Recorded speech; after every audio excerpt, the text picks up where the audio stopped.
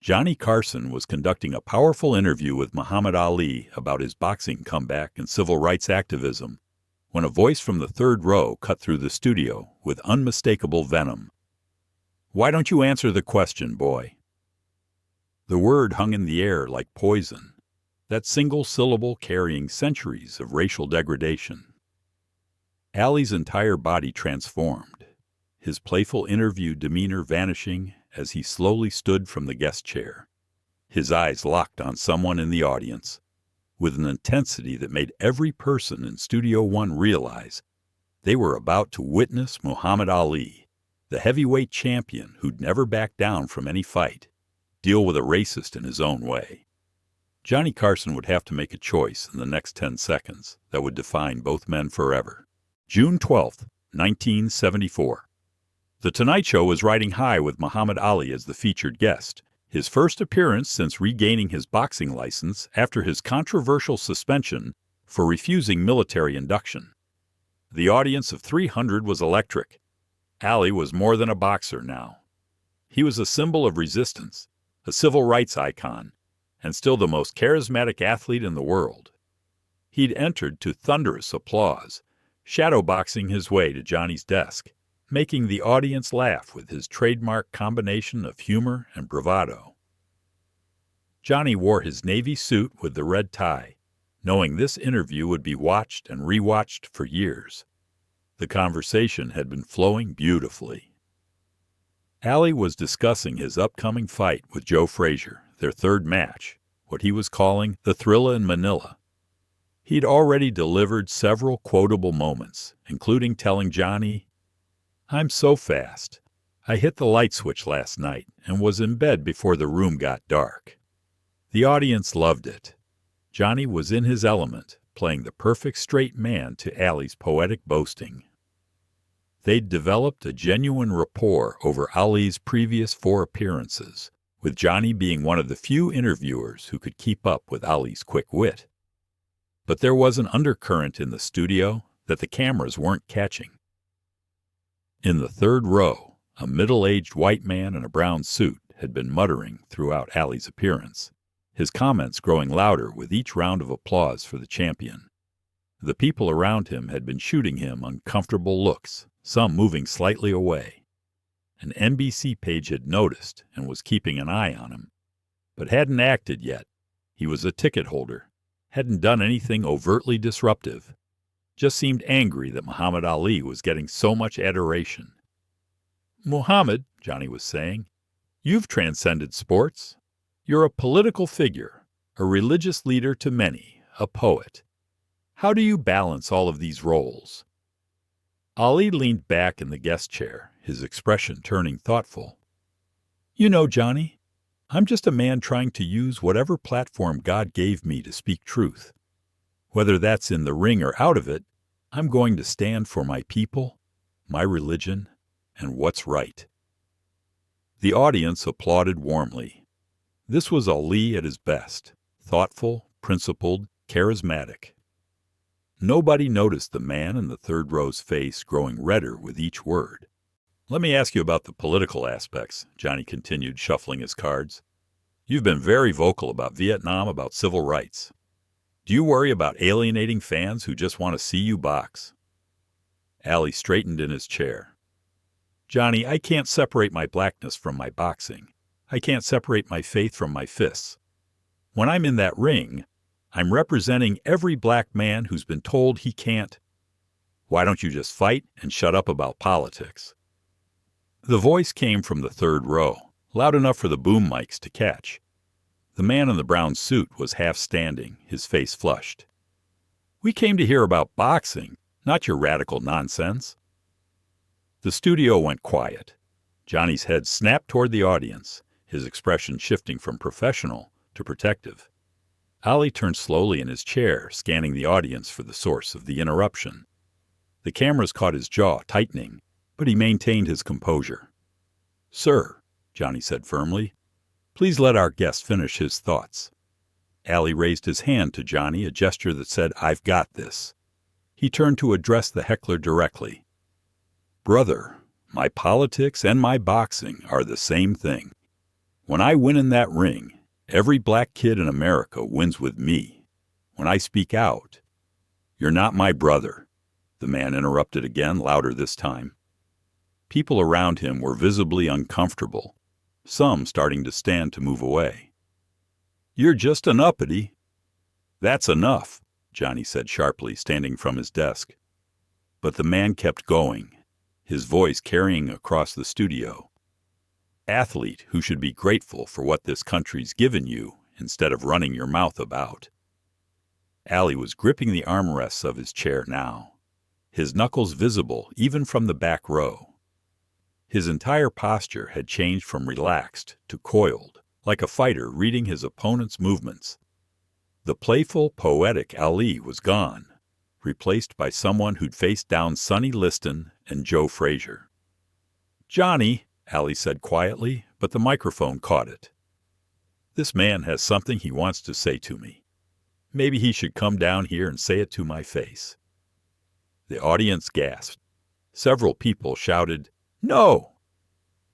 Ed McMahon stood up at his desk. The tension in the studio was thick enough to cut. You want to know what I really think? The man in brown continued, his voice getting uglier. I think you dodged the draft like a coward, and now you want us to treat you like a hero. You should be in jail, not on television. Allie started to rise from his chair, that famous Allie temper beginning to surface. I went to jail for my beliefs. I lost 3 years of my career. What have you sacrificed for anything you believe in? Muhammad, please, Johnny said. But there was conflict in his voice. Part of him wanted Allie to destroy this man verbally, but he knew where this was heading. The heckler was fully standing now, emboldened by the attention. You changed your name from Clay. You rejected your American name for some African mumbo-jumbo. You're ungrateful for everything America. My name is Muhammad Ali. Allie's voice boomed through the studio. Clay was a slave name. I'm a free man with a free name. He took a step toward the audience. The NBC security guards started moving, but they weren't sure who they were supposed to be protecting, Ali or the heckler. You can call yourself whatever you want, the man sneered, but we all know what you really are. Just another. He paused, seeming to realize he was on national television, then continued with barely contained venom. Troublemaker who doesn't know his place. The audience was in uproar now. Several people were shouting at the man to shut up, others calling for security.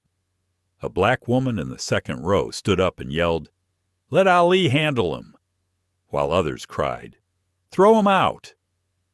Johnny moved from behind his desk, positioning himself between Ali and the audience section.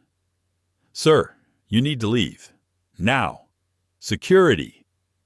But Ali stepped around Johnny. No. Let him finish. He wants to say something to me. He's got something burning in him. Say it. Say what you really want to say. The man's face was purple with rage now. The people beside him had completely evacuated, leaving him standing alone in a pocket of empty seats. The cameras were capturing everything. This wasn't just television anymore. This was American racial tension playing out live. You want me to say it? The man shouted back. Fine. You're nothing but an uppity boy who needs to learn respect. The word boy cracked through the studio like a whip. Every black person in the audience flinched. Several white audience members gasped at the blatant racism. That word, used against a grown black man, especially one of Ali's stature, was meant to reduce him to nothing. Ali's entire body went rigid. What did you just call me?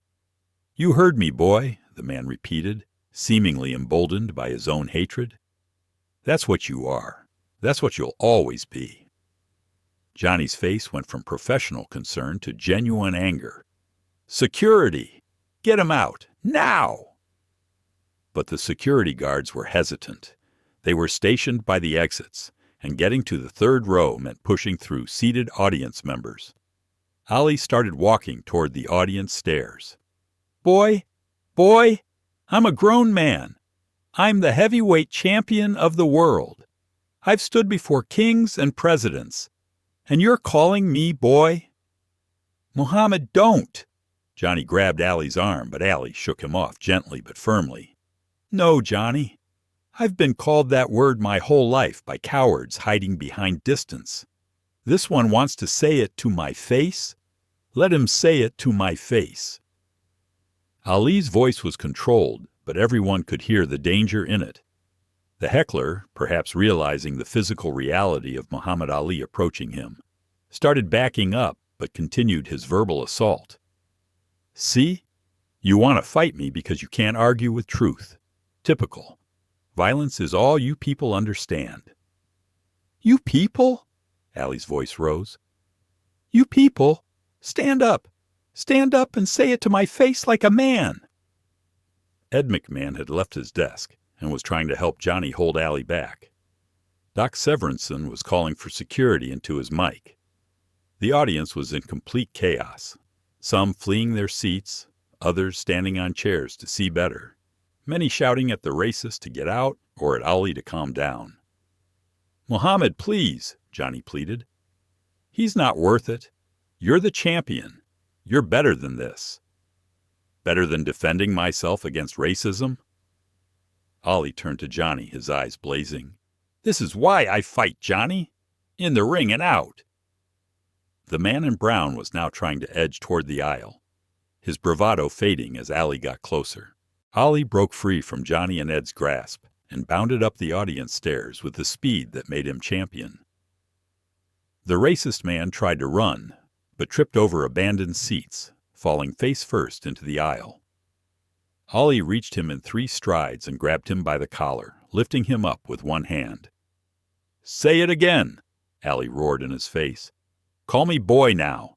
Say it to my face. The man was trembling. All his racist bravado evaporated. I didn't mean what? Ali shook him once, and the man's feet actually left the ground. The audience screamed. Women were crying. Men were shouting. It was complete pandemonium. Johnny Carson did something unprecedented. He ran up into the audience himself, no longer the host, but a man trying to prevent disaster. Muhammad, don't do this, please.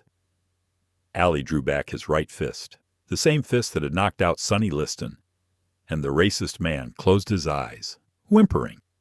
The entire studio held its breath.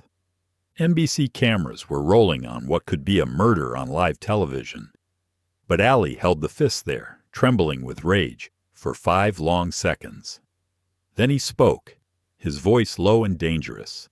You're not worth my fist. You're not worth my freedom. But you're going to apologize to every black person in this audience. Now. I'm sorry, the man blubbered. Louder. I'm sorry. I was wrong. I'm sorry. Ali dropped him in disgust. The man crumpled to the floor, sobbing. But then Ali did something no one expected. He turned to the audience and spoke. This is why I fight. This is why I speak out.